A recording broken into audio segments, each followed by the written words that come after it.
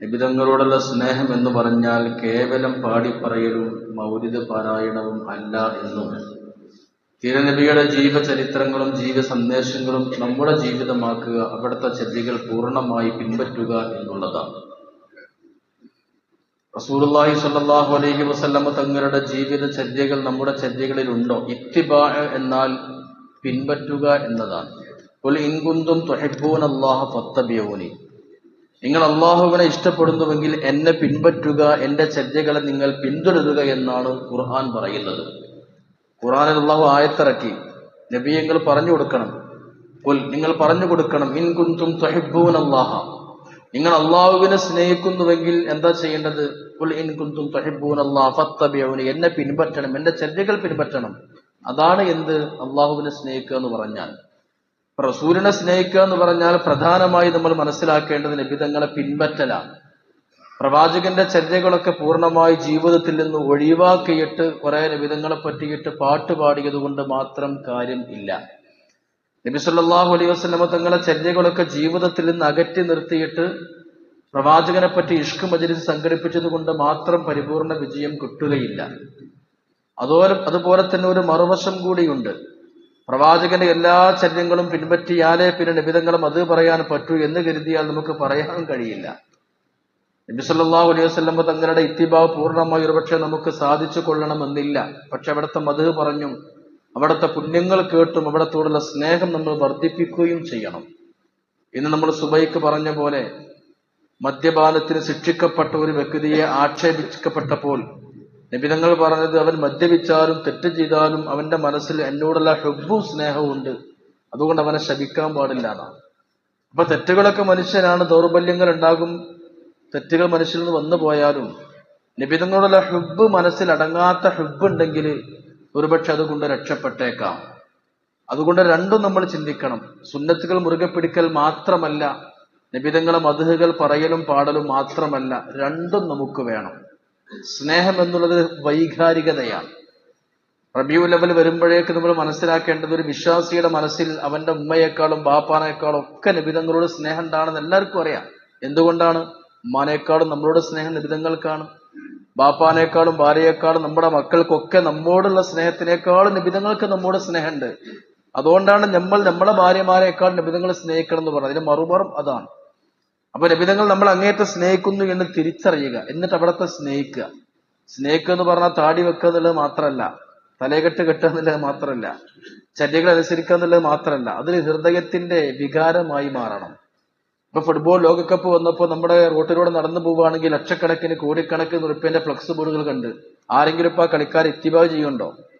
Messi, നെയ്മറും അല്ലെങ്കിൽ Ronaldo ഒക്കെ ചെയ്യണ പോലെ പ്രവർത്തിക്കണ്ട, ആണൊന്നുമില്ല. പക്ഷെ അവരുടെ സ്നേഹമാണ്. കളി കണ്ട് ആ ഭ്രാന്ത് മൂത്തിട്ട് വല്ലാത്തൊരു സ്നേഹം, പ്രേമം, ആരാധന ഒക്കെ പറയപ്പെടുന്ന രീതിയിലുള്ള വല്ലാത്തൊരു സ്നേഹം. അത് സ്നേഹമാണ്, അവിടെ പിൻപറ്റലൊന്നുമില്ല, അതൊരു സ്നേഹമാണ്. എങ്കിൽ ആ സ്നേഹം ഒരു വിശ്വാസിക്ക് ഉണ്ടാകേണ്ടത് നേരെ മദീനയോടാണ്. നബിയുനാ റസൂലുള്ളാഹി സ്വല്ലല്ലാഹു അലൈഹി വസല്ലം. അതിനെവിടെ നമ്മുടെ കയ്യിൽ ചര്യയുള്ളത്? അറ്റ്ലീസ്റ്റ് ഒരു ഭക്ഷണ മര്യാദകൾ പോലും നോക്കുക. നിങ്ങൾ ഭക്ഷണം കഴിക്കുമ്പോൾ നബിതങ്ങൾ വയറ് നിറച്ച് ഭക്ഷണം കഴിക്കാറില്ലായിരുന്നു എന്ന് എല്ലാവർക്കും അറിയാം, ചെറുപ്പത്തിലേ കേട്ടതാണ്. പക്ഷെ നമ്മൾ വയറ് നിറച്ച് ഭക്ഷണം കഴിക്കുന്ന ആൾക്കാരാണ്. ഭക്ഷണം കഴിച്ച് വയറ് നിറച്ച് ഭക്ഷണം കഴിക്കുന്ന ആൾക്കാരാണ്. തിന്നതിനപ്പുറം പിന്നെയും തിന്നുന്ന ആൾക്കാരാണ്. ഖുർആൻ പറഞ്ഞു, ഇന്നല്ലാഹ ലാ യുഹിബ്ബുൽ മുസ്രിഫീൻ, ഓവറായി തിന്നുന്ന ആൾക്കാർ അള്ളാഹ്ക്ക് ഇഷ്ടമല്ല. പക്ഷെ നമ്മൾ ബർക്കത്തിന് തിന്നും, അങ്ങനെ ബർക്കത്തില്ല. അള്ളാഹ്ക്ക് ഇഷ്ടപ്പെടാതെ കൂടുതൽ ഏറ്റി പിന്നെ തിന്ന എന്ത് ബർക്കത്തുള്ളത്? ഇന്നല്ലാഹ ലാ യുഹിബ്ബുൽ മുസ്രിഫീൻ, അള്ളാഹ്ക്ക് അത് ഇഷ്ടമല്ല. നമ്മളൊക്കെ രോഗികളായി മാറിക്കൊണ്ടിരിക്കുകയാണ്. മിക്ക ആളുകൾക്കും ഭക്ഷണ രീതി കൊണ്ട് രോഗം വന്നുകൊണ്ടിരിക്കുകയാണ്. പഴയ കാലത്ത് 10 കസേരകളുടെ പള്ളിയിൽ ഇന്ന് 200 കസേരയാണ്. മുട്ടുംകാരോട് കഴിയൂല, ഊരക്ക് കഴിയൂല. എല്ലാം ഭക്ഷണത്തിന്റെ രീതി എല്ലാവർക്കും വരാം, പക്ഷെ പിൻപറ്റാൻ സാധിക്കുന്നില്ല. പിന്നെ നമ്മൾ മൗലിദിന് ചീരിഞ്ഞെടുക്കും ചെയ്യും. നിബിതങ്ങളെ സുന്നത്ത് നമ്മുടെ ജീവിതത്തിൽ ഉള്ളതാണ്. ഏറ്റവും പ്രധാനമായിട്ട് നിബിതങ്ങളെ സുന്നത്ത് ഭക്ഷണ രീതിയിലെങ്കിലും പിൻപറ്റുക. ഇരുന്ന് ഭക്ഷണം കഴിക്കുക, ഭക്ഷണം കഴിക്കുമ്പോൾ ബിസ്മി ചെല്ലുക, ഭക്ഷണം കഴിച്ചു കഴിഞ്ഞാൽ അൽഹംദുലില്ലാഹ് പറയാം, വലത്തേ കൈകൊണ്ട് ഭക്ഷിക്കുക. ഇങ്ങനെ ഒരുപാട് സുന്നത്തുകൾ ഭക്ഷണ രീതിയിലുണ്ട്. ഒരു മനുഷ്യന്റെ ജീവിതത്തിൽ സുന്നത്ത് മാറി നിൽക്കുന്ന ഒരു സന്ദർഭമില്ലല്ലോ. ഇസ്ലാം മാറി നിൽക്കുന്ന ഒരു സെക്കൻഡ് നമ്മുടെ ജീവിതത്തിലില്ല. ഉറങ്ങുമ്പോ ഒരു ഇസ്ലാമിക രീതിയുണ്ട് ഉറങ്ങാൻ, ബാത്റൂമിൽ പോകുമ്പോൾ ടോയ്ലറ്റ് ഇസ്ലാമിക രീതിയുണ്ട്, കുളിക്കുമ്പോൾ അവിടെ ഇസ്ലാമിക രീതിയുണ്ട്, ഭക്ഷണം കഴിക്കുമ്പോഴും ഉണ്ട്. അവന്റെ ഭാര്യയുമായി ഇണചേരും, അവിടെയും ഒരു ഇസ്ലാമിക രീതിയുണ്ട്. കല്യാണത്തിനുണ്ട്, സൽക്കാരത്തിനുണ്ട്, രക്ഷയത്തിനുണ്ട്, നിക്കാഹിനുണ്ട്, എല്ലാത്തിനും ഇസ്ലാമിന് രീതിയുണ്ട്, എല്ലാത്തിനും സുന്നത്തുണ്ട്. പ്രവാചക ചര്യകൾ മാറി നിൽക്കുന്ന ഒരു സെക്കൻഡ് നമുക്കില്ല. പക്ഷെ നമ്മളത് ഫോളോ ചെയ്യുന്നില്ല. നബിതങ്ങളെ ഇത്തിബാണ് പ്രധാനമായി നമ്മൾ മനസ്സിലാക്കേണ്ടത്. ആ ഇത്തിബാ ഉണ്ടാകണമെങ്കിൽ നമുക്ക് ആമുഖമായി ഉണ്ടാവേണ്ടത് നബിതങ്ങളോടുള്ള സ്നേഹമാണ്. സ്നേഹം ഉണ്ടാവണം. അള്ളാഹുവിനോട് നബിതങ്ങളോട് സ്നേഹം ഉണ്ടാകുമ്പോഴാണ് ഈമാന്റെ മാധുര്യം അനുഭവിക്കുക എന്ന് റസൂലുള്ളാഹി സ്വല്ലല്ലാഹു അലൈഹി വസല്ലം. സലാസുൻ മൻ കുന്ന ഫീഹി വജദ ഹലാവത്തൽ ഈമാൻ. അവരിൽ ഈമാൻ ഉണ്ടാകും എപ്പോ? അൻ യകൂന അല്ലാഹു വറസൂലുഹു അഹബ്ബ ഇലൈഹി മിമ്മാ സിവാഹുമാ. നബിതങ്ങളോടും അള്ളാഹുവിനോടും ഹബ്ബ് ഉണ്ടാകുമ്പോഴാണ് മാധുര്യം ഉണ്ടാവുക. നമ്മൾ ഭക്ഷണം കഴിക്കുന്നത് വിശപ്പ് തീരാനാണെങ്കിലും ആസ്വാദനം ഉള്ളത് കൊണ്ടാണ് ഭക്ഷണം കഴിക്കുന്നത്. വെറും പള്ളം എന്ന് പറയുന്നത് മാത്രമല്ല, ഭക്ഷണത്തിന് നല്ല രുചിയുണ്ട്, രുചിയൂറും ടേസ്റ്റ് ഉണ്ട്. അപ്പോഴാണ് ഭക്ഷണത്തിന് ആസ്വാദനം ഉണ്ടാവുക. സംഗതി ഭക്ഷണം കഴിക്കണ ആസ്വദിക്കാനല്ല, വിശപ്പടക്കാനാണ്. പക്ഷെ ആ വിശപ്പടക്കാനെങ്കിൽ ഒരു ആസ്വാദനം ഭക്ഷണത്തിന് വരണം. വെള്ളം കുടിക്കണ ദാഹം തീർക്കാനാണ്. പക്ഷെ നമ്മൾ ദാഹം തീർക്കാൻ മാത്രമാണോ വെള്ളം കുടിക്കണത്? നല്ല ജ്യൂസും നല്ല മധുരമുള്ള പാനീയങ്ങളും നമ്മൾ കുടിക്കുന്നത് ആസ്വാദനം ഉള്ളത് കൊണ്ടാണ്. സംഗതി ദാഹം തീർക്കാനാണ്, പക്ഷേ ആസ്വാദനത്തിലൂടെയാണ്. സംഗതി ഭക്ഷണം കഴിക്കുന്ന വിശപ്പ് അടക്കാനാണ്, പക്ഷേ ആസ്വാദനത്തിലൂടെയാണ്. വൈവാഹിക ജീവിതത്തിൽ നമ്മൾ ഇണചേരുന്നത്, ഭാര്യ ഭർത്തൃ ബന്ധത്തിൽ ഏർപ്പെടുന്നത് നമ്മുടെ പരമ്പര നിൽക്കാനാണെങ്കിലും പരമ്പര നിൽക്കാനാന്ന് കരുതിയിട്ട് ഒരാളും തന്നെ ഇണയെ സമീപിക്കൂല. വംശപരമ്പര ഈ പ്രത്യുൽപാദനത്തിലൂടെയാണ് ഉണ്ടാവുക എന്ന് കരുതിയിട്ട് ആ നിലക്ക് ശാരീരിക ബന്ധം ആരും ഏർപ്പെടൂല. അവിടെയും ആസ്വാദനമാണ് പ്രധാനമായിട്ടുള്ളത്. തീറ്റയിലും പെടിയിലും മറ്റു എല്ലാത്തിലും ആസ്വാദനമാണ്. പക്ഷെ നിസ്കാരത്തിലും നോമ്പിലും ദിക്റിലും സലാത്തിലും എഴുത്തിക്കാഫിലും ജമാഅത്തിലും മാത്രം ആസ്വാദനമല്ല. കർമ്മങ്ങൾ കർമ്മങ്ങൾക്ക് വേണ്ടി മാത്രം ചെയ്യാം. തിന്നാന്നതിന് മാത്രം നമ്മൾ ചെയ്യില്ലല്ലോ, ആസ്വാദനത്തിലൂടെയാണ്. കുടിക്കുക എന്നുള്ളത് വെറും കുടിയുന്ന നിലക്കല്ല, ആസ്വാദനത്തിലൂടെയാണ്. ഈ വെള്ളം നല്ല രസമുണ്ട് അറിയും, എല്ലാം അങ്ങനെ തന്നെ. ആസ്വാദനം എന്തിനു ചെയ്യാൻ പറ്റും. പക്ഷെ ഇബാദത്തുകൾക്ക് എന്തുകൊണ്ട് ആസ്വാദനമല്ല? ഒന്ന്, ഹുബ്ബില്ലാത്തത് കൊണ്ടാണ്. അള്ളാഹുവിനോടും തിരു ഹബീബിനോടും ഹുബ്ബ് ഉണ്ടാകുമ്പോഴാണ് ഒരു പേജ് ഖുർആൻ ഓതിയാൽ ഒന്നും കൂടി മറിച്ച് ഒരു പേജും കൂടി ഓതാൻ തോന്നും. ചായക്ക് ആരെങ്കിലും വിളിച്ചാൽ ഇതും കൂടി ഞാൻ തീർക്കട്ടെ, ജുസ് ആണ് പൂർത്തിയാക്കട്ടെ തോന്നിപ്പോവും. ചില ആൾക്കാർ എത്ര നിസ്കരിച്ചാലും പൂതി തീരൂല. കാരണം അവരതിന്റെ ടേസ്റ്റിങ്ങിലാണ്, അതിന്റെ അഭിരുചിയിലാണ്. നമ്മുടെ ഏറ്റവും വലിയ പരാജയം ആരാധനകൾക്ക് ആസ്വാദനം നഷ്ടപ്പെട്ടതാണ്. എന്തുകൊണ്ട്? ഹുബ്ബ് നഷ്ടപ്പെട്ടു പോയി. കേവലം നിയമങ്ങൾ അനുസരിക്കുക എന്നുള്ളത് മാത്രമാകുമ്പോൾ അവിടെ ഹുബ്ബ് ഇല്ല. അത് വെറും ജാടകളാകും, പ്രകടന പരതകളാകും. പ്രകടനം നമ്മൾ പ്രകടിപ്പിക്കുക എന്നുള്ളതല്ല, ഹുബ്ബോട് കൂടെ ചെയ്യുമ്പോഴാണ് അള്ളാഹ്ക്ക് ഇഷ്ടപ്പെടുക. ഒരു ഭാര്യയോട് ഒരു ഭർത്താവിന് എല്ലാം ചെയ്തു കൊടുക്കുന്നുണ്ട്. ഭാര്യയ്ക്ക് വേണ്ട ഫോണും വാങ്ങിക്കൊടുക്കും, പരി ഉണ്ടാക്കി കൊടുക്കും, കാറും കൊടുക്കും, സ്വർണം കൊടുക്കും, വെള്ളിയും കൊടുക്കും, എല്ലാ ആഴ്ചയും പുതിയ ഡ്രസ്സൊക്കെ വാങ്ങിക്കൊടുക്കും. ഓൾക്ക് വേണ്ടതൊക്കെ ഭർത്താവ് വാങ്ങിക്കൊടുക്കും. അങ്ങനത്തെ ഭാര്യ കാണാൻ പിറ്റേന്നൊരു ബംഗാളിന്റെ കൂടെ ചാടിപ്പോണം. കാരണം ബംഗാളി മെസ്സേജ് അയച്ചിരുന്നു, ഐ ലവ് യു, ഇതൊക്കെ സുഖം തന്നെയല്ലേ, പനിയൊക്കെ മായോ, എനിക്ക് സുഖല്ലേ? അത് ചോദിക്കാൻ ഈ പുതിയാപ്പിളക്ക് ഇതിനെ തോന്നിയിട്ടില്ല. ഓൾക്ക് വേണ്ടതൊക്കെ വാങ്ങിക്കൊടുക്കുന്നുണ്ട്. ഓൾക്ക് വേണ്ടിയിട്ട് പട്ടിണി കടന്നിട്ട് ഗൾഫിൽ നിന്ന് അധ്വാനിക്കാണ്. ഓൾക്ക് വേണ്ടിയിട്ടാണ് അവൻ പണിയെടുത്ത് കഷ്ടപ്പെട്ട് ഉറക്കൊഴിക്കണത്. എന്ത് ചോദിക്കണില്ല, സ്നേഹം പ്രകടിപ്പിച്ചില്ല. ബംഗാളി ഓൾക്കൊന്നും ചെയ്തു കൊടുത്തിട്ടില്ല, പക്ഷെ സ്നേഹം പ്രകടിപ്പിച്ചു. എല്ലാവർക്കും വേണ്ടത് പ്രകടനങ്ങളാ. ഇസ്ലാം പഠിപ്പിക്കുന്നത് അങ്ങനെ തന്നെ. ഒരാൾ വന്ന് നബിതങ്ങളോട് പറഞ്ഞു, നബി എനിക്ക് എന്റെ ഒരു സുഹൃത്തിനോട് വലിയ സ്നേഹമുണ്ട്. നബിതങ്ങൾ പറഞ്ഞു, ആലന്തഹു, അനക്ക് അവനോട് സ്നേഹം ഉണ്ടായിട്ട് കാര്യമില്ല, അവനോട് അറിയിച്ചിട്ടുണ്ടോ? അത് അവനോട് അറിയിക്കണം. സ്നേഹമുണ്ടെന്ന് പ്രകടിപ്പിക്കണം. മക്കളോടാണെങ്കിലും ഭാര്യയോടാണെങ്കിലും സ്നേഹമൊക്കെ ഉണ്ടാകും, മാരോടും ബാപ്പാനോടും. പക്ഷെ പ്രകടിപ്പിക്കാൻ കഴിയണം. ഹൗ ടു എക്സ്പ്രസ് എന്നുള്ളതാണ്. അപ്പൊ നബിതങ്ങളോടും അള്ളാഹുവിനോട് സ്നേഹം ഉണ്ടായപ്പോൾ നമുക്ക് പ്രകടിപ്പിക്കാൻ കഴിയണം. ഈ പ്രകടനങ്ങളുടെ മാർഗങ്ങളാണ് പ്രവാചക പ്രകീർത്തന സംഗമങ്ങളും പ്രവാചക ചരിത്രങ്ങൾ അനുസ്മരിക്കലും പറയലും കേൾക്കലും ഒക്കെയും. നബിതങ്ങളെ പറ്റി ധാരാളം കേൾക്കണം. ധാരാളം കേൾക്കുമ്പോൾ ഹുബ്ബ് കൂടും, അവിടുത്തെ ചര്യകളോട് ഇഷ്ടം കൂടും. ഇന്നത്തെ ഈ കാലഘട്ടത്തിലും പ്രവാചക തിരുമേനിയുടെ ചര്യകൾക്ക്, സുന്നത്തുകൾക്ക് പ്രസക്തി വർദ്ധിച്ചുകൊണ്ടിരിക്കുകയാണ്. ലോകത്തെ ഏറ്റവും അധികം വർദ്ധിച്ചുകൊണ്ടിരിക്കുന്ന മതം ഇസ്ലാമായി മാറി. അപ്പൊ റബീഉൽ അവ്വൽ വരുമ്പോൾ നമ്മൾ ഹബീബിനെ കുറിച്ച് പഠിക്കുകയും മനസ്സിലാക്കുകയും ചെയ്യുക. ലോകത്തിന് ഒരർത്ഥത്തിൽ ശരിയായ സ്വാതന്ത്ര്യം നൽകിയത് നബിയുനാ റസൂലുള്ളാഹി. ആ നിലക്ക് പഠിക്കുക. ആ പേര് പറയുമ്പോൾ പോലും ചുണ്ടുകൾ തമ്മിൽ ചുംബിക്കുന്നുണ്ട്. മുകൾ വരിയിലെ മുകളിലെ ചുണ്ടും താഴത്തെ ചുണ്ടും ചുംബിച്ചുകൊണ്ടൊരു പേര് പറയപ്പെടുന്നുവെങ്കിൽ മുഹമ്മദ് എന്ന പേരിൽ പോലും ചുംബനമുണ്ടെന്നർത്ഥം. അത് അള്ളാഹുവിന്റെ പ്രണയമാണ്. തിരു ഹബീബിന്റെ പേര് പറയുമ്പോഴേക്കും വിശ്വാസിയുടെ ചുണ്ടുകൾ തമ്മിൽ ചുംബിക്കണം, മുത്തം കൊടുക്കണം. മുത്തം കൊടുക്കാതെ പേര് പോലും പറയപ്പെടുക സാധ്യമല്ല. അങ്ങനത്തെ ഒരു പേര് ലോകത്ത് വേറെ ഇല്ല. ലോകത്ത് ഏറ്റവും കൂടുതലുള്ള പേര് തോമസോ ജോണോ ഒന്നുമല്ല. ലോകത്ത് കൂടുതൽ ക്രിസ്ത്യൻസ് ആണെങ്കിലും ഗൂഗിൾ സെർച്ച് ചെയ്ത് നോക്കൂ, ലോകത്തെ ഏറ്റവും കൂടുതൽ ആളുകൾക്ക് നാമകരണം ചെയ്യപ്പെട്ട പേര് മുഹമ്മദ് റസൂലുള്ളാഹി സ്വല്ലല്ലാഹു അലൈഹി വസല്ലമ തങ്ങളുടെ പേരാണ്. ആ പേരിന്റെ അർത്ഥം പോലും എത്ര മനോഹരാന്നറിയോ? എപ്പോഴും പ്രകീർത്തിക്കപ്പെട്ടുകൊണ്ടിരിക്കുന്നവർ എന്നാണ്, എപ്പോഴും സ്തുതിക്കപ്പെട്ടുകൊണ്ടിരിക്കുന്നവർ, എപ്പോഴും വാഴ്ത്തപ്പെട്ടുകൊണ്ടിരിക്കുന്നവർ. അപ്പോൾ മുഹമ്മദ് നബിയെ കുറിച്ച് ഒരാൾ നുണ പറഞ്ഞാൽ, നബി തങ്ങളെ പരിഹസിച്ചിട്ട് പറഞ്ഞാൽ പോലും പരിഹാസത്തിലും ഒരു പുകയ്ത്തലുണ്ട്. മുഹമ്മദ് സ്ത്രീ ലംബടനാണെന്ന് യുക്തിവാദി പറഞ്ഞാൽ സപ്പോസ്, അവിടെയും അർത്ഥം എന്തായി?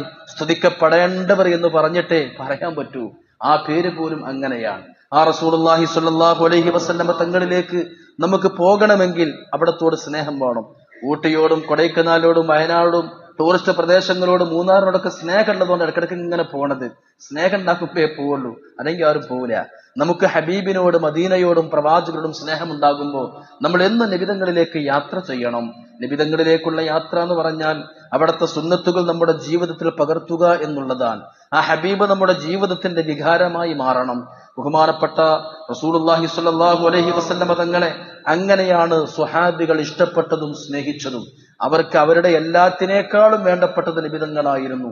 അങ്ങനെ ലോകത്തൊരു നേതാവും സ്നേഹിച്ചിട്ടില്ലല്ലോ. സയ്യിദുനാ ഉമർ ഇബ്നുൽ ഖത്താബ് റളിയല്ലാഹു അൻഹു കൊല്ലപ്പെടുന്ന രംഗം എല്ലാവർക്കും അറിയാം. സഹീഹുൽ ബുഖാരിയിൽ റിപ്പോർട്ട് ചെയ്യപ്പെട്ടിട്ടുണ്ട്.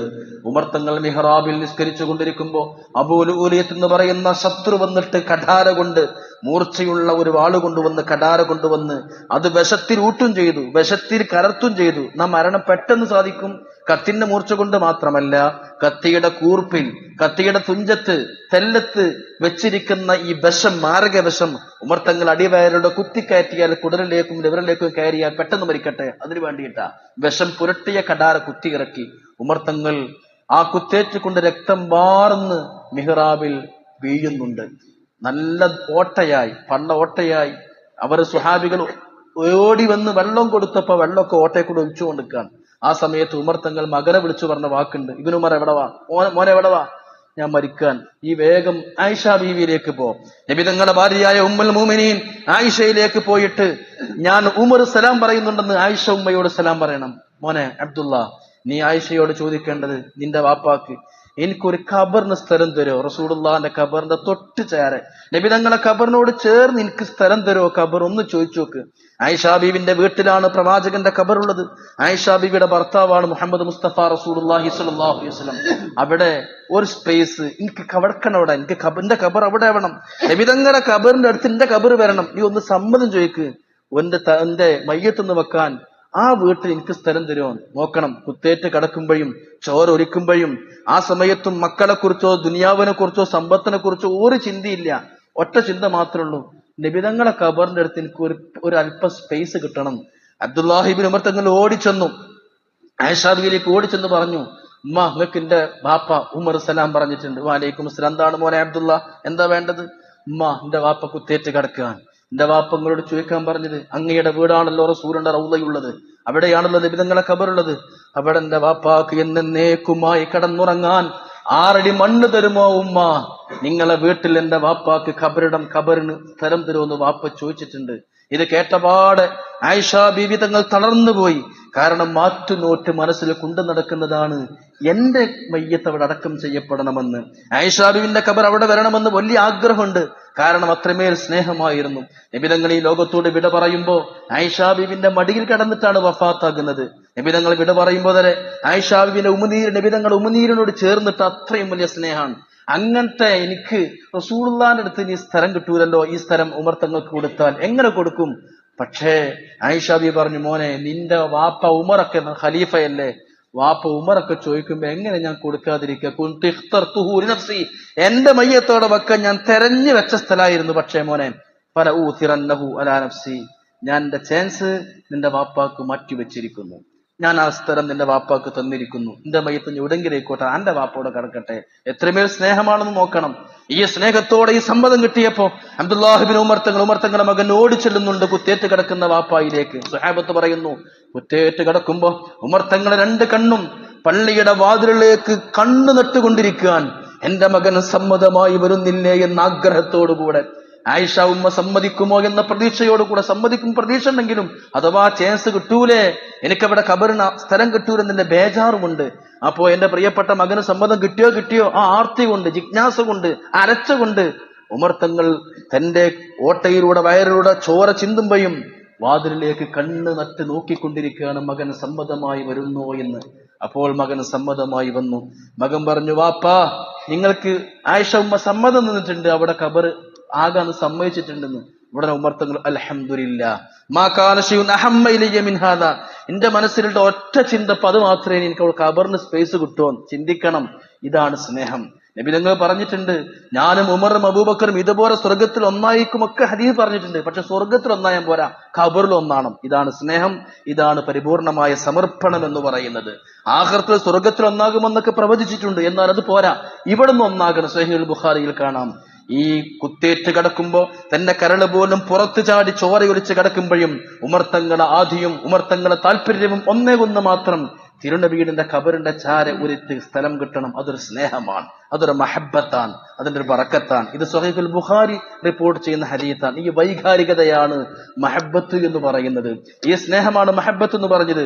നബിതങ്ങളെ സ്വഹാബികളോടൊക്കെ നബിതങ്ങൾ ചോദിക്കും, നിങ്ങൾക്ക് എന്ത് വേണമെങ്കിലും എന്നോട് ചോദിച്ചോടി, ഞാൻ റബ്ബിനോട് ദുആ ചെയ്യാം. അവരൊക്കെ പറഞ്ഞെന്നറിയോ, അസ്അലുക മുറാഫഖതക ഫിൽ ജന്ന, നിങ്ങളെ കൂടെ സ്വർഗത്തിൽ സഹവാസം വേണമെന്നാണ്. പ്രിയപ്പെട്ട സഹോദരങ്ങളെ, ഒരാൾക്ക് പോലും ഹബീബിനെ കുറിച്ച് ഒന്നുപോലും ന്യൂനത പറയാനില്ല. ആ പ്രവാചകന്റെ ജന്മം കൊണ്ട് അനുഗ്രഹീതമായ മാസം റബീഉൽ അവ്വൽ കടന്നു വന്നു. റബീഉൽ അവ്വൽ എന്ന് പറഞ്ഞാൽ കേവലം പാടിപ്പറയാൻ മാത്രമുള്ളതല്ല, അവിടത്തെ സുന്നത്ത് പകർത്തണം, ജീവിതത്തിൽ പകർത്തണം. നമ്മളെ കാണുമ്പോൾ തന്നെ ഞാൻ നബിന്റെ ആളാണ്, അള്ളാന്റെ ആളെന്ന് അറിയണം. ഒരു MP-യുടെ അല്ലെങ്കിൽ ഒരു MLA മന്ത്രിന്റെ സ്റ്റാഫ് ആയാൽ അല്ലെങ്കിൽ ഓനെ സ്വന്തം ആളായാൽ അത് കോലത്തിന് മാറ്റം ഉണ്ടാവും. എന്നെ വിളിച്ചിട്ട് കേന്ദ്രമന്ത്രിന്റെ സംസ്ഥാന മന്ത്രിന്റെ സ്റ്റാഫാക്കി ഉദാഹരണം, അല്ലെങ്കിൽ MP-ന്റെ ഒരാളാക്കി സ്റ്റാഫ് എടുത്താൽ എന്റെ വേഷം മാറും. നല്ല കുപ്പായ കൈക്കാരും നല്ല തുണി കൈക്കാരും നിന്റെ കയ്യിലെ ഫോൺ പിടിക്കുന്നതിന് കോലം മാറും. കാരണം ഞാൻ ഇപ്പൊ MP-ന്റെ അല്ലെങ്കിൽ ഞാൻ മന്ത്രിന്റെ സ്റ്റാഫാണ്, ഞാൻ കോലം മാറി. എന്തായാലും ഞാൻ മന്ത്രിന്റെ ആളാ, എത്രയേ ഉള്ളൂ. അതാകുമ്പോഴേക്ക് എന്റെ സംസ്ഥാനത്തിന് മാറ്റം ഉണ്ടാവും.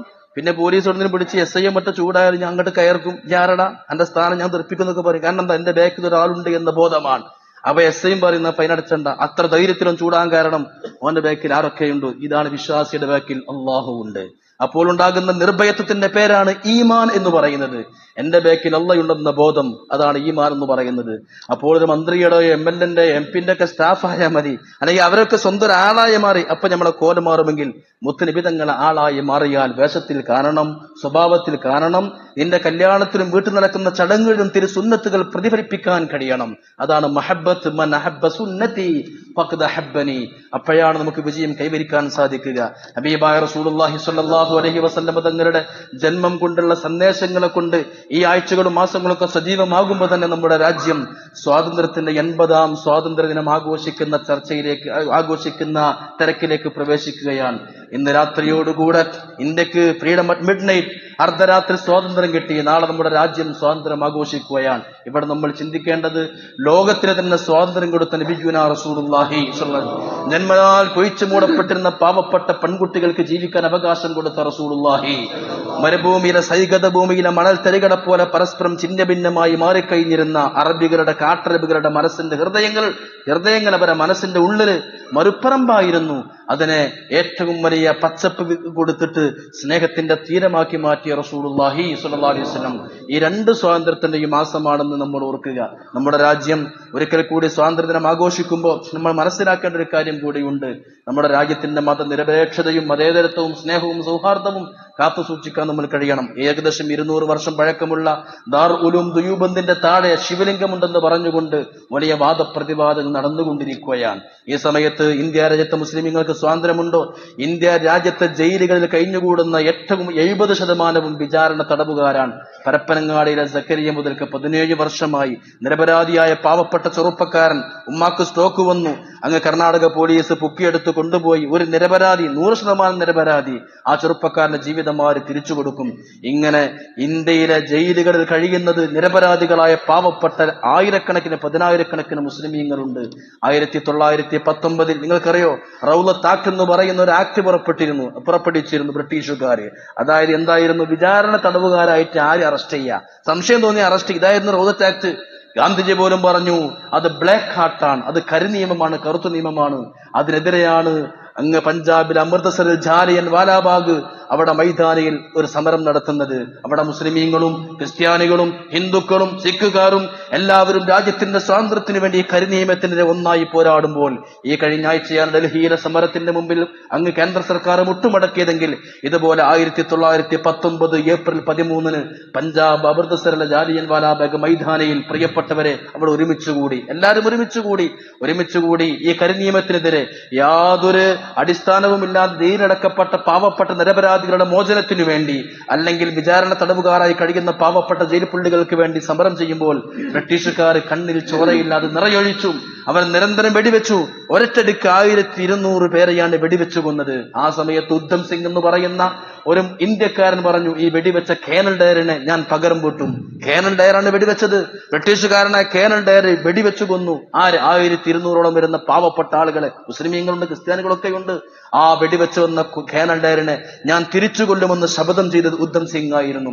1940 മാർച്ച് മാസത്തിൽ മാർച്ച് 13 തന്നെ പ്രിയപ്പെട്ടവരെ അങ്ങ് ലണ്ടനിലെ ബ്രിട്ടനിലെ ആ സ്ഥലത്ത് ചെന്ന് ഒരു യോഗത്തിൽ വെച്ചുകൊണ്ട് ജാലിയൻ വാലാബാഗ് കൂട്ടക്കൊല നടത്തിയ കേണൽ ഡയറിനെ വെടിവെച്ചു കൊന്നത് ഉദ്ധം സിംഗ് ആണ്. വെടിവെച്ച കൊന്ന ഉടനെ ഉദ്ധം സിംഗിനെ പിടികൂടുന്നുണ്ട് ബ്രിട്ടീഷ് പട്ടാളക്കാരും. അവർ ചോദിക്കുന്നുണ്ട്, വാട്ട് ഈസ് യുവർ നെയിം, നിന്റെ പേരെന്താണ്? അദ്ദേഹം പറഞ്ഞ പേരുണ്ട്, മൈ നെയിം രാം മുഹമ്മദ് സിംഗ്. ഞാൻ രാമുമാണ്, മുഹമ്മദുമാണ്, സിംഗുമാണ്. എന്റെ പേരിൽ തന്നെ ഹിന്ദുവും മുസ്ലിമും ക്രിസ്ത്യാനിയും ഉണ്ട്.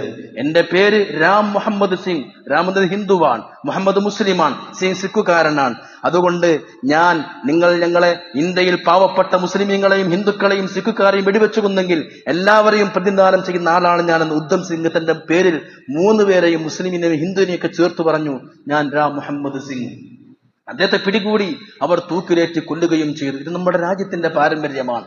ഇത് നമ്മുടെ രാജ്യത്തിന്റെ ഈ സ്നേഹത്തിന്റെ പാരമ്പര്യമാണ്. രാജ്യത്തിന്റെ സ്വാതന്ത്ര്യത്തിന് വേണ്ടി 1857 എല്ലാവരും ഒരുമിച്ചാണ് ബഹദൂർ ഷാ സഫർ നേതാവായി അവർ ഏൽപ്പിക്കുന്നത്. ഖിലാഫത്ത് പ്രസ്ഥാനം, ഖിലാഫത്ത് ലഹളയുമായി ബന്ധപ്പെട്ട് പോരാടാൻ ഗാന്ധിയും ഷൗക്കത്ത് അലിയും ഒരുമിച്ചുകൊണ്ടായിരുന്നു. ഹിന്ദുക്കളും മുസ്ലിമീങ്ങളൊക്കെ ഒരുമിച്ചുകൊണ്ട് പോരാടിയത്. ഞാൻ പറഞ്ഞുകൊണ്ടുവന്നത്, അന്ന് ഏതൊരു പ്രശ്നമാണോ ആ പ്രശ്നത്തിലേക്കാണ് നമ്മുടെ ഇന്ത്യ ഇന്ന് മടങ്ങിക്കൊണ്ടിരിക്കുന്നത്. പ്രതികരിക്കാൻ പോലും കഴിയാത്ത മന്ത്രിമാരും കേന്ദ്രമന്ത്രിമാരും ഇന്ന് നമ്മൾ ചർച്ചയാണ്. ഞാൻ പറയുന്നത്, പ്രതീക്ഷ വേണം. ഒരു സമരം വിജയം കൊണ്ടുവെങ്കിൽ ബുദ്ധിയും വിവേകവും അറിവുമുള്ള പുതിയ തലമുറ വർഗീയതയൊക്കെ വെറുക്കുന്ന ഒരവസ്ഥയിലേക്ക് മാറിക്കൊണ്ടിരിക്കുകയാണ്. അങ്ങനെയാവണം. പ്രബുദ്ധതയാണ് വേണ്ടത്. ഒരു പശു മൂത്രമൊഴിക്കുമ്പോഴേക്ക് അതെല്ലാം കുടിക്കുന്നതിൽ നിന്ന് മാറി വിദ്യാഭ്യാസവും അറിവും കിട്ടുമ്പോൾ മനുഷ്യന്മാർ മാറി ചിന്തിക്കും. വന്ദേ മാതരം അത് നമ്മുടെ രാജ്യത്തിന്റെ ഒരു ദേശീയ ഗാനം പോലെയാക്കണമെന്ന് പറയുമ്പോൾ ഭൂമി പൂജയുണ്ട്. അത് ദേവീയ ആയി കാണുന്നു ഭൂമിയെ. തൗഹീദിൽ നിരക്കാത്തത് കൊണ്ട് അതുകൊണ്ട് എല്ലാവരെയും ഉൾക്കൊള്ളുന്നതായിരിക്കണമെന്ന് ഇന്ത്യയുടെ മതേതരത്വ മനോഭാവം നമ്മൾ കൂടുതൽ വിളിച്ചു പറയുകയും ചെയ്യണം. ഏതാവട്ടെ, ഞാൻ പറഞ്ഞുകൊണ്ടുവന്നത്, നമ്മുടെ രാജ്യം സ്വാതന്ത്ര്യദിനം ആഘോഷിക്കുമ്പോൾ പാവപ്പെട്ട നമ്മുടെ സഹോദരങ്ങൾ നിരപരാധികളായ ഈ സംസോദ എക്സ്പ്രസ്, മക്കാമത്ത് സ്ഫോടനം, ഹൈദരാബാദ് സ്ഫോടനം, അതുപോലെ ബോംബെ സ്ഫോടനം, അതുപോലെ തന്നെ അക്ഷർധാം സ്ഫോടനം, എല്ലാ പ്രതികളും ആരാൻ? ഒന്നും മുസ്ലിമീങ്ങളല്ല, എല്ലാം മറ്റുള്ളവരാണ്. അവര് മനഃപൂർവ്വം ചെയ്തവരാണ്. ഇതൊക്കെ അമേരിക്കയുടെ ഒരു സൃഷ്ടിയായിരുന്നു എന്ന് വേണം വെക്കാൻ. എന്തുകൊണ്ടെന്നറിയോ? അമേരിക്ക സൃഷ്ടിയെന്ന ഈ അക്രമങ്ങളല്ല. അതായത് അവരെല്ലാം പറഞ്ഞുകൊണ്ട് വാർ ഓൺ ടെറർ എന്നാണ്, തീവ്രവാദത്തെ ഇല്ലാതാക്കുക. അതൊക്കെ തീവ്രവാദികൾ ചിത്രീകരിക്കുക.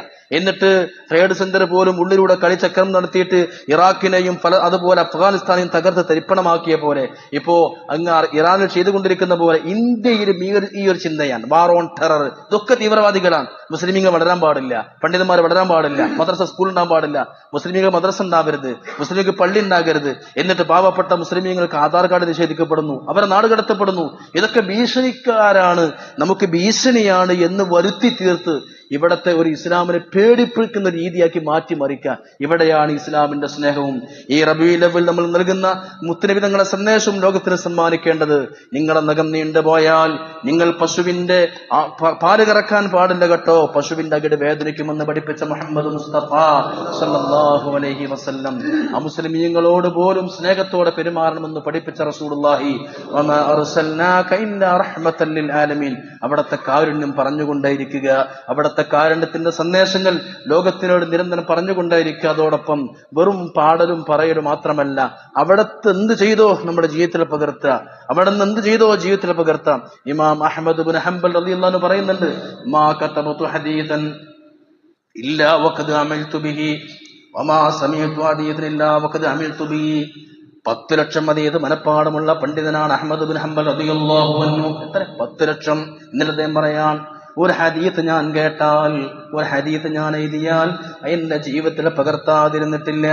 നബി തങ്ങളെ പറ്റി എന്ത് കേട്ടാലും എന്തെഴുതിയാലും എന്റെ ജീവിതത്തിൽ ഞാനത് പകർത്തും. ഇല്ലാ വഖദ് അമിൽതു ബി, അതുകൊണ്ട് ഞാൻ അമൽ ചെയ്യും. അന്ന് അഹ്മദ് ബിൻ ഹംബൽ പറയുകയാണ്, നബി തങ്ങൾ കൊമ്പ് വെച്ച ഒരു ഹദീത്ത് എനിക്ക് കിട്ടി. നബി തങ്ങളെ കൊമ്പ് വെച്ച ഒരു ചരിത്രമുണ്ട്. ഒരു ഒസാൻ വന്നിട്ട് നബി തങ്ങളെ കൊമ്പ് വെക്കുന്നു. നബി തങ്ങളെ കൊമ്പ് വെച്ചിട്ട് നബി തങ്ങളെ രക്തം പുറത്തെടുത്തപ്പോൾ അല്ലാഹുവിന്റെ റസൂല് സമ്മാനമായി കൈ നിറയെ സ്വർണം കൊടുക്കുകയാണ് കൊമ്പ് വെച്ചവനിക്ക്. അയാളൊരു ഫക്കീറാണ്, അത്ര സ്വർണമൊന്നും കിട്ടേണ്ടതില്ല. പക്ഷെ നബി തങ്ങളെ സ്നേഹമാണ്. എന്റെ രക്തം കയ്യിലെടുത്തിട്ട് എന്റെ രക്തം അങ്ങ് കൊമ്പ് വെച്ചെടുത്ത ഈ കൊമ്പ് വെച്ച യോസാന് നബി തങ്ങളെ സ്നേഹം കൊണ്ട് കൈ നിറയെ സ്വർണം സമ്മാനിച്ചു. ഈ ഹദീത്ത് കേട്ട അന്ന് അഹ്മദ് ബിൻ ഹംബൽ കൊമ്പ് വെക്കാൻ ഒരു ആളെ വിളിക്കുകയാണ്. ഇതുപോലെ ഒരു കൊമ്പ് വെക്കാൻ വിളിച്ചു. കൊമ്പ് വെച്ച് പോകുമ്പോ കൈ നിറയെ സ്വർണം കൊടുത്തു.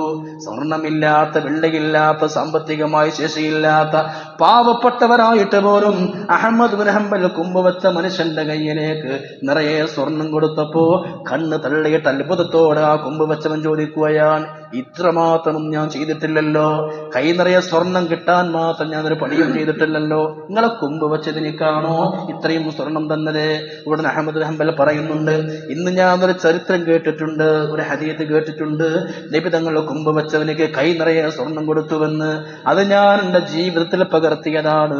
അതുകൊണ്ട് നിന്റെ കയ്യിലേക്ക് ഞാൻ ധാരാളം സ്വർണം തന്നതാണെന്ന് അഹ്മദ് ബിൻ ഹംബൽ റളിയല്ലാഹു അൻഹു.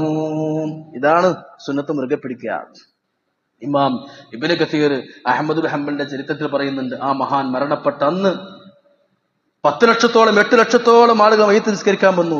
ആ ഗാംഭീര്യം കണ്ട് 20,000 ആളുകൾ ക്രിസ്ത്യൻസ് ഇസ്ലാമിലേക്ക് കൺവേർട്ട് ചെയ്തിട്ടുണ്ട്. ഇന്ന് ഇറാഖ് ഗവൺമെന്റ് അഹ്മദ് ഹംബലിന്റെ ഖബറിന്റെ മുകളിൽ ആ ചരിത്രം എഴുതി വെച്ചിട്ടുണ്ട്. ഞാൻ പലവട്ടവും കണ്ടതാണ്. എങ്ങനെ വിശ്വസിക്കാതിരിക്കുക? ആൾക്കാർ കാരണം അവരുടെ ജീവിതം ഇത്രയും സംശുദ്ധമായിരുന്നു. അപ്പോ ആ സുന്നത്തുകൾ മുറുകെ പിടിക്കുക. നമുക്ക് എന്ത് സുന്നത്തല്ലത്? കല്യാണം കഴിക്കുന്നിടത്ത്, കല്യാണപ്പെരയില്, സൽക്കാരപ്പെരയില്, ഭക്ഷണം തിന്നിടത്ത് എന്ത് സുന്നത്ത നമുക്കുള്ളത്? നമുക്ക് എന്താ അവകാശമാണ് റസൂലുള്ളാഹിയുടെ മഹബത്തൊക്കെ പറയാൻ? നബിതങ്ങളെ സുന്നത്ത് വലിച്ചെറിഞ്ഞിട്ട് നമ്മൾ വെറുതെ നാവ് കൊണ്ട് അരക്കുകയാണ്. അല്ലെങ്കിൽ നാവ് കൊണ്ട് വെറുതെ പറയാം. പ്രിയപ്പെടുത്തിയ സുന്നത്തിലേക്ക് മടങ്ങണം, ഹബീബിന്റെ ചര്യയിലേക്ക് മടങ്ങണം, ഹബീബിനെ അങ്ങേയറ്റം സ്നേഹിക്കണം. യഥാർത്ഥ സ്നേഹികളാക്കി അല്ലാഹു നമ്മെ മാറ്റുമാറാവട്ടെ. നമ്മുടെ രാജ്യം ഒന്നുകൂടി സ്വാതന്ത്ര്യം ആഘോഷിക്കുമ്പോൾ അതിന്റെയൊക്കെ ഭാഗമാകണം. സ്നേഹവും സൗഹാർദ്ദവും കളിയാടണം. അള്ളാഹു സ്നേഹത്തോടെ സൗഹാർദ്ദത്തോടെ നമ്മുടെ രാജ്യത്തെ മുസ്ലിം സമുദായത്തിന് അഭിമാനമുള്ള അസ്തിത്വം നിലനിർത്തി എല്ലാവിധ ഖൈറും ബറക്കത്തും പ്രദാനം ചെയ്യട്ടെ. റബ്ബനാ തഖബ്ബൽ മിന്നാ ഇന്നക അൻതസ് സമീഉൽ അലീം വതുബ് അലൈനാ ഇന്നക അൻതത് തവ്വാബുർ റഹീം. ഒരുപാട് ആളുകൾ ദുആ ചെയ്യാൻ പറഞ്ഞു. ആശുപത്രി ചികിത്സ